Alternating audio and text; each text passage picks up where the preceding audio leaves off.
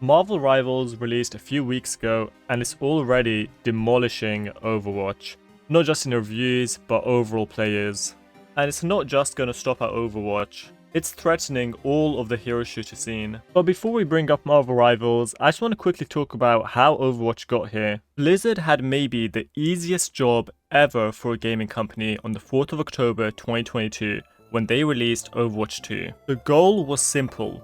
Just release Overwatch 1, one of the most popular hero shooter games ever, with some of the most iconic characters ever and one of the most loved games ever, and of course, winner of Game of the Year. But that was back in 2016, and they had promised a lot of changes that were coming with Overwatch 2. A large part of this was the PvE they promised, some new characters and maps, and a bunch of other stuff. And when it finally released, the amount of people waiting to get in, literally there were lines you had to wait in for hours, if not days. Like, you could partially blame this on them, but the point I'm making was they really had the opportunity of a lifetime here. I mean, there is really no way they can mess this up. Like, how bad could they really? They made it 5v5.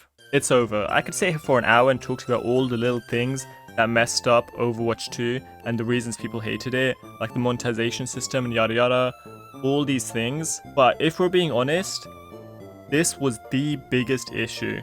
It simply didn't feel like Overwatch anymore. It was what took so much fun out of the actual gameplay. Even removing role queue could have been a step in the right direction, instead of having the game be super structured and the exact same every single time. Now let's fast forward a little bit. 6th December 2024, Marvel Rivals was released. Now it was well known this was pretty much an Overwatch clone, with some characters almost completely copied. You literally have a Widowmaker clone called Black Widow. I mean, they even managed to create their own Tracer, their own Genji, and many other characters almost exactly copied from Overwatch. Now, this sounds really bad.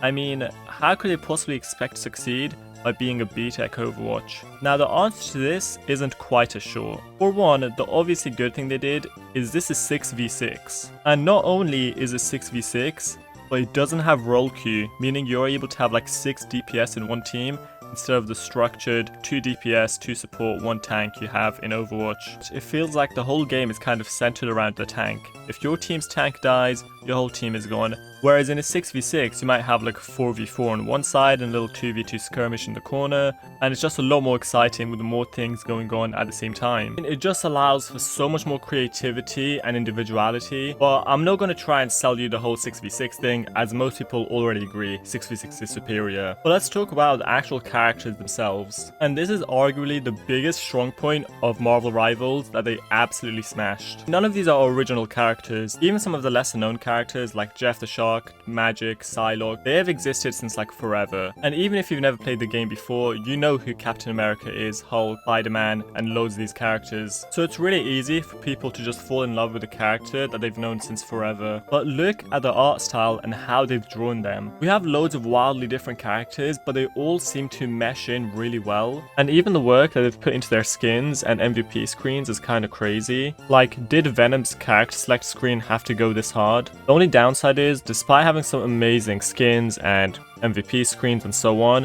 it is like stupidly expensive and just kind of disappointing how £20 or like $30 skins have become normalized. Like, they'll throw in a spray or two to try and make it seem worth it, but in reality no one's buying it for any other reason than the skin. And obviously this game is free, so they've gone like full Gooner mode to like sell all these skins. That's just kind of how they've like marketed like every female character skin in the game. But there's also a bunch of cool features they've added, like the gallery section where you can kind of like read comics and look at stuff that you've unlocked. And it just gives you like a bunch of lore about the characters and relationships between them. And you can tell they didn't just rush these characters, they didn't put in zero effort. Not just in the sense that they're drawn and made really well, but their abilities and powers, every single character has been made so well. I'm not gonna act like this is the most perfectly balanced game of all time, but that really doesn't matter because every character feels so fun. Each character has something you can say that they are really good at, and each character, if played right,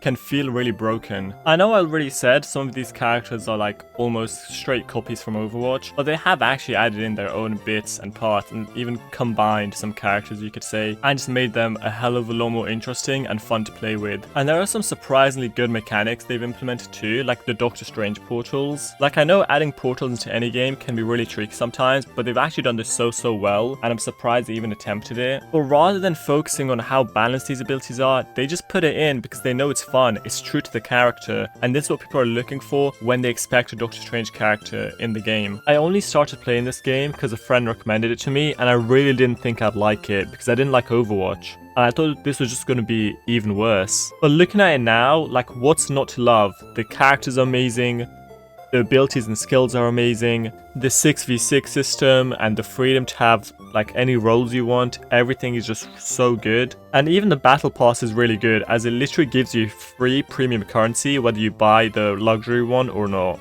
I mean, it almost seems perfect. Keyword almost, because there are still definitely some flaws here. I know I already praised the monetization system, but like I said, the skins are pretty expensive, and I don't mean the ones in the battle pass because those are kind of rubbish, but the good skins you actually want to get, they are like £20 or even more. And if you have like 3 or 4 mains you want to play and you want to buy a skin for each one that's like actually good, that could be almost like £100 worth of skins already. But the good side is, and I really hope they don't change this, if you're free to play, you can get currency from the battle pass and use that to buy a premium skin over multiple battle passes. It'll take ages, like absolutely ages, but it's possible. Also, another gripe I have is kind of with the toxicity. Obviously, this isn't something that's really the game's fault, it's the community.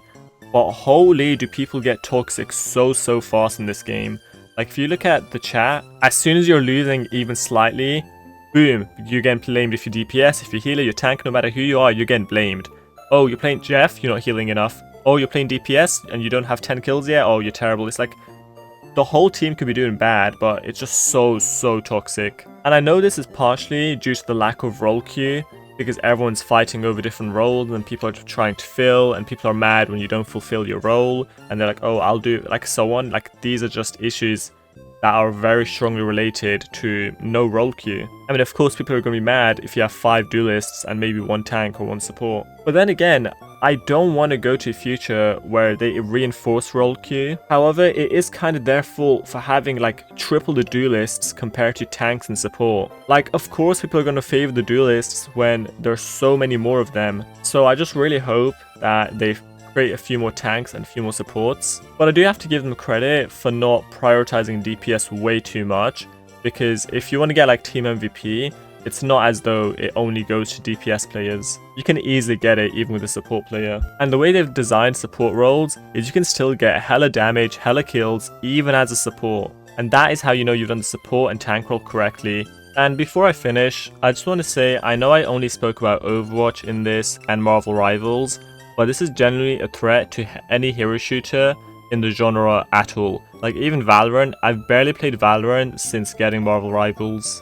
Let me know if you guys feel the same way, if you guys actually really like the game or if you didn't, and what you want to change. Subscribe if you haven't already, like the video, and see you guys next time.